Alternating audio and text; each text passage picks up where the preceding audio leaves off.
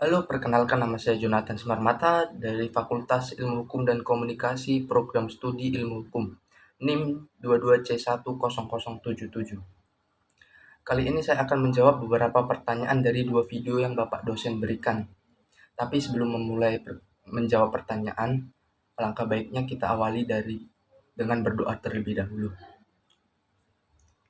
Tuhan, terima kasih atas penyertaan-Mu sepanjang hari dari pagi hingga malam hari ini, Tuhan.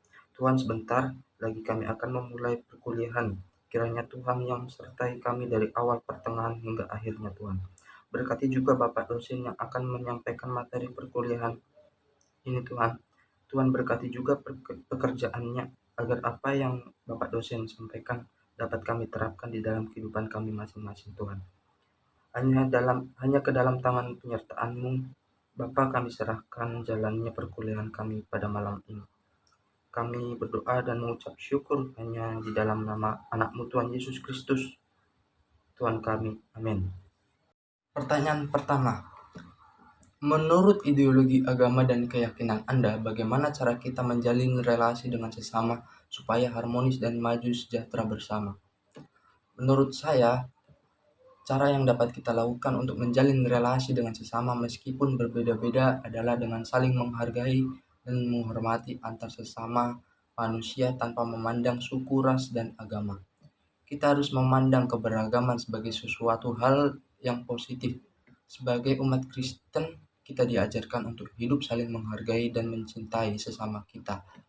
Terdapat pada kitab Yohanes pasal 15 ayat 12. Inilah perintahku, yaitu supaya kamu saling mengasihi seperti aku telah mengasihi kamu. Jadi sebagai umat Kristen, sudah seharusnya kita hidup saling bertoleransi antar sesama, antara lain dengan cara menghargai saudara kita yang sedang beribadah, berteman, dan saling tolong-menolong tanpa memandang sara, serta ikut merayakan atau memberikan ucapan hari raya bagi umat kita yang merayakan. Yang kedua, apa yang dimaksud dengan kapitalisme, individualisme, konsumerisme, hedonisme? Apakah agama Anda setuju dengan hal tersebut? Berikan kutipan kitab suci terkait. Kapitalisme adalah sistem perekonomian yang memberikan kebebasan pada setiap orang untuk menjalankan kegiatan perekonomian. Sedangkan individualisme adalah seseorang yang mementingkan hak pribadinya atas hak-hak orang lain. Konsumerisme adalah seseorang yang melakukan proses konsumsi secara berlebihan. Sedangkan hedonisme adalah suatu paham yang mementingkan kenikmatan dan kesenangan adalah tujuan utama dalam hidup mereka. Dalam ajaran Kristen, keempat hal tersebut tidak diperbolehkan. Karena paham kapitalisme lebih memfokuskan pada keberhasilan manusia atau pribadi dibandingkan dengan keberhasilan golongan. Kemudian sikap individualisme menunjukkan sikap tidak menghargai orang lain dan hanya berfokus pada diri sendiri. Konsumerisme dan hedonisme lebih mementingkan hal yang bersifat duniawi daripada kerohanian. Hal ini bertentangan terhadap kitab Matius 6 ayat 33-34. Tetapi carilah dahulu kerajaan Allah dan kebenarannya, maka semuanya itu akan ditambahkan kepadamu. Jadi dapat disimpulkan sebagai umat Kristen, mencari Tuhan dan kebenaran Allah merupakan tujuan hidup kita yang paling utama. Pertanyaan ketiga. Dalam kitab suci Anda dijelaskan konsep kiamat karena kesombongan manusia. Jelaskan apa yang terjadi sebelum, selama, sesudah konsep kiamat tersebut. Sebelum kiamat, menurut saya keadaan dunia sebelum kiamat, manusia masih menunjukkan sikap sombongnya.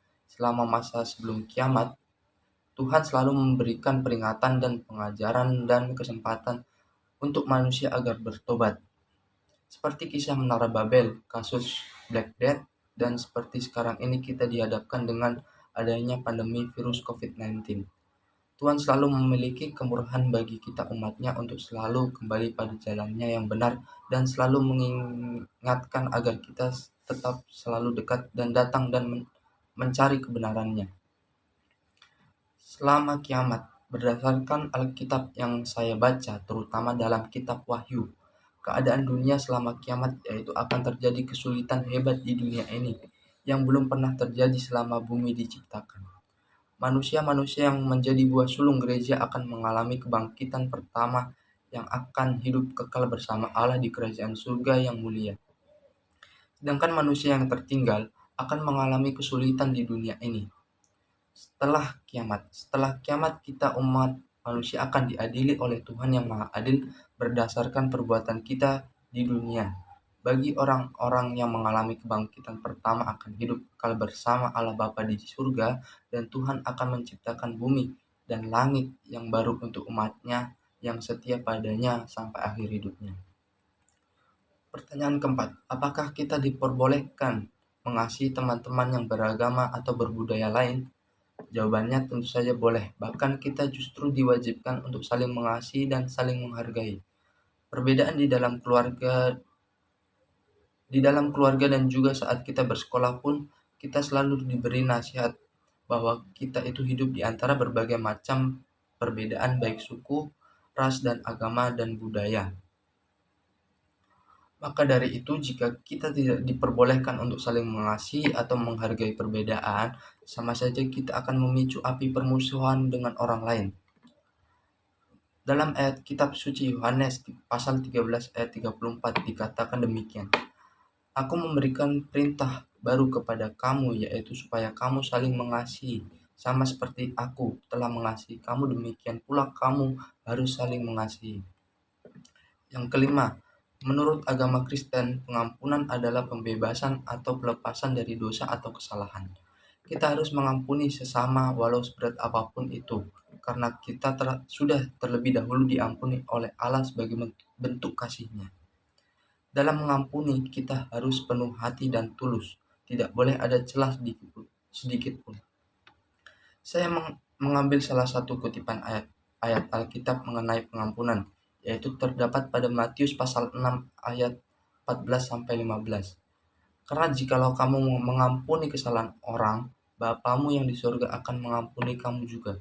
Tetapi jikalau kamu tidak mengampuni orang, Bapamu juga tidak akan mengampuni kesalahanmu. Demikian penjelasan pertanyaan dari saya, kurang lebihnya mohon dimaafkan. Terima kasih.